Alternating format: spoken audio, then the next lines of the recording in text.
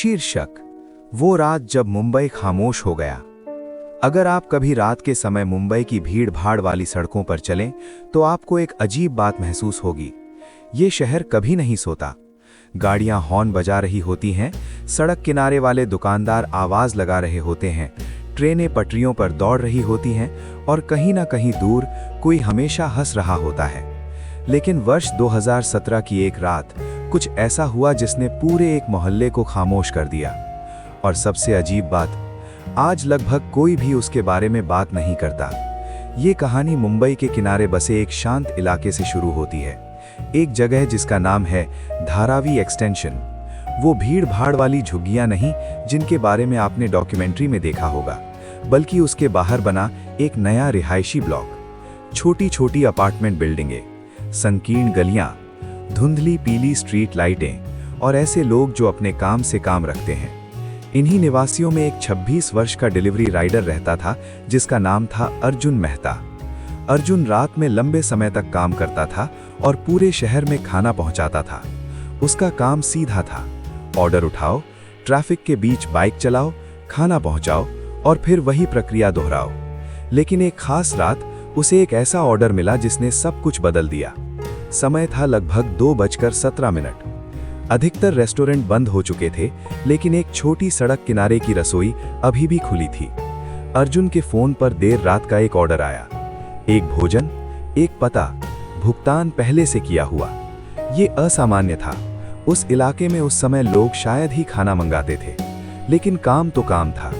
अर्जुन ने खाना उठाया, उसे अपने डिलीवरी बैग में रखा, बाइक स्टार्ट की और जीपीएस के अनुसार चल पड़ा। स्थान केवल 10 मिनट की दूरी पर था, लेकिन जैसे जैसे वो खाली सड़कों से गुजर रहा था, उसे कुछ गलत सा महसूस होने लगा। जीपीएस बार बार रास्ता बदल रहा था। जिस सड़क पर वो जा रहा था वो और संकरी होती जा रही थी, इमारतें पुरानी होती जा रही थी और आखिरकार स्ट्रीट लाइटें समाप्त हो गईं। अर्जुन ने बाइक धीमी कर दी। जीपीएस की आवाज शांत स्वर में बोली, आपका गंतव्य 200 फीट आगे है। लेकिन उसके सामने कुछ भी नहीं था, बस एक अंधेरी सुनसान गली। कोई घर नहीं, कोई रोशनी नहीं, कोई इंसान नहीं। उसने फोन फिर से देखा, पता सही था, फिर भी ऑर्डर का भुगतान किया जा चुका था। इसलिए अर्जुन ने वही किया जो अधिकतर डिलीवरी राइडर करते हैं। वो आगे बढ़ता रहा। संकीर्ण गली समाप्त हुई और सामने एक 3 मंजिला इमारत दिखाई दी जो पूरी तरह से छोड़ी हुई लगती थी। टूटी खिड़कियां, जंग लगी बालकनी की रेलिंग, उखड़ता हुआ रंग और एक दरवाजा जो आधा खुला लटक रहा था। अर्जुन ने बाइक रोक दी। उसने फिर से ऑर्डर देखा, फ्लैट नंबर 303। उसने इमारत की ओर देखा। अंदर एक भी रोशनी नहीं थी, एक भी नहीं। उसने ग्राहक को फोन करने की कोशिश की। फोन एक बार बजा, फिर कट गया। अर्जुन ने भौहें सिकोड़ ली। शायद व्यक्ति लाइट जलाना भूल गया होगा, शायद वो सो गया होगा, शायद ये सिर्फ एक अजीब देर रात की डिलीवरी होगी। उसने खाने का बैग उठाया और इमारत की ओर चल पड़ा। लोहे का दरवाजा उसने जैसे ही धक्का देकर खोला, वो चरमराया। उसकी आवाज खाली आंगन में गूंज गई। अंदर हवा में नमी की गंध थी, जैसे ये इमारत कई वर्षों से इस्तेमाल नहीं हुई है। लेकिन अजीब बात ये थी कि धूल में ताजे पैरों के निशान थे। कोई यहाँ आया था, हाल ही में। अर्जुन धीरे धीरे सीढ़ियां चढ़ने लगा। हर कदम गूंज रहा था। पहली मंजिल, दूसरी मंजिल, सब कुछ छोड़ा हुआ लग रहा था। दरवाजे बंद, हर जगह जाले। लेकिन जब वो तीसरी मंजिल पर पहुंचा, उसे एक ऐसी चीज दिखाई दी जिससे उसका दिल तेज धड़कने लगा। एक दरवाजा थोड़ा सा खुला हुआ था। फ्लैट 303। अंदर हल्की पीली रोशनी जल रही थी। अर्जुन ने धीरे से दस्तक दी। डिलीवरी? कोई जवाब नहीं। उसने फिर से दस्तक दी। Hello, food delivery? दरवाजा अपने आप चरमराते हुए खुल गया।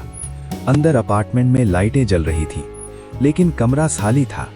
कोई फर्नीचर नहीं, कोई इंसान नहीं, सिर्फ कमरे के बीच में एक लकड़ी की कुर्सी और उस कुर्सी पर एक फोन रखा हुआ था। अर्जुन सावधानी से अंदर गया। हेलो। खामोशी। कुर्सी पर रखा फोन अचानक कंपन करने लगा। अर्जुन ने उसे देखा। इनकमिंग कॉल, उसी नंबर से जिसने ऑर्डर किया था। उसका पेट कस गया।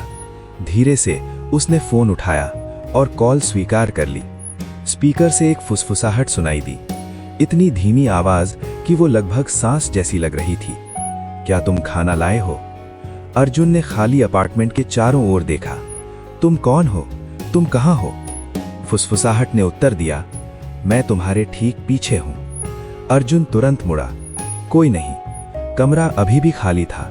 उसकी छाती कस गई। खेल मत खेलो, उसने घबराहट में कहा। आकर अपना ऑर्डर ले लो। आवाज हल्के से हंसी। तुम्हें आज रात यहां नहीं आना चाहिए था। फिर कॉल कट गई। अर्जुन को लगा जैसे कमरे का तापमान गिर गया हो। कुछ बहुत गलत था। उसने फोन कुर्सी पर वापस रखा और धीरे धीरे दरवाजे की ओर पीछे हटने लगा। लेकिन जैसे ही वो गलियारे में पहुंचा, उसे ऊपर से कदमों की आवाज सुनाई दी। धीमी, भारी, घसीटते हुए कदम। अर्जुन जम गया। वहां चौथी मंजिल थी ही नहीं। इमारत में केवल 3 मंजिल थी। कदमों की आवाज जारी रही। धप, घसीट, धप, घसीट। फिर अचानक छत से एक जोरदार धमाका गूंजा। अर्जुन की प्रवृत्ति ने उसे तुरंत वहां से निकलने के लिए कहा। वो सीढ़ियों से नीचे भागा, लेकिन आधे रास्ते पर उसे एक और आवाज सुनाई दी। नीचे मुख्य दरवाजा जोर से बंद हो गया। उसकी बाइक बाहर खड़ी थी। वही उसका एकमात्र रास्ता था। अर्जुन बाकी सीढ़ियां भागते हुए उतरा। जब वो आंगन में पहुंचा, दरवाजा बंद था। बाहर से ताला लगा हुआ था। उसकी बाइक वहीं खड़ी थी, लेकिन उसके पास कुछ और भी खड़ा था।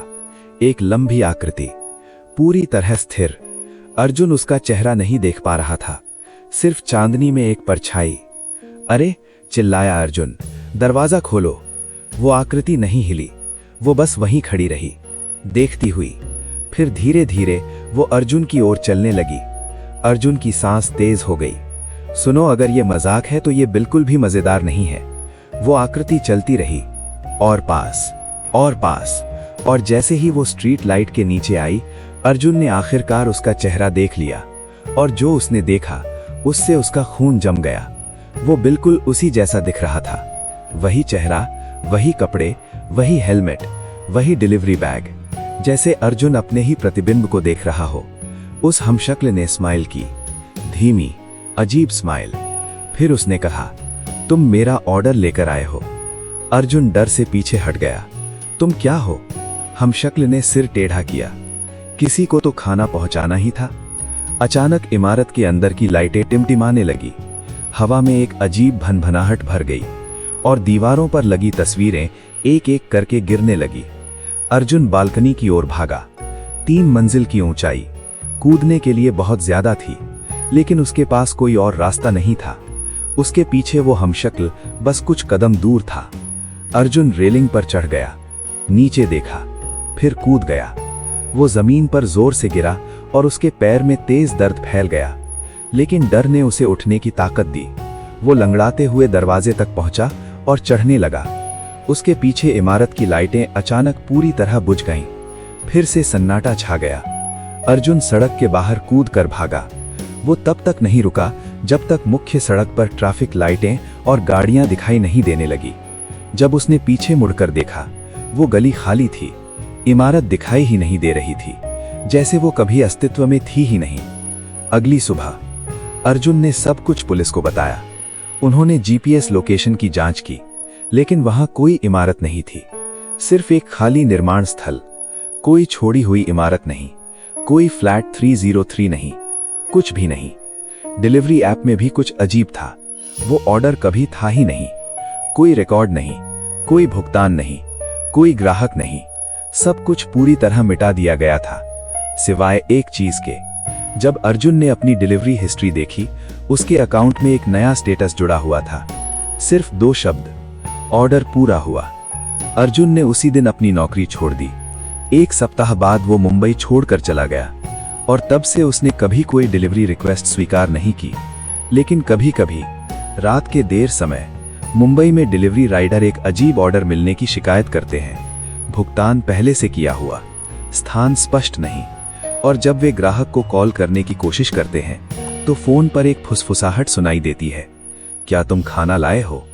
और अगर वे जीपीएस का पीछा करते रहें तो वो हमेशा उन्हें उसी जगह ले जाता है।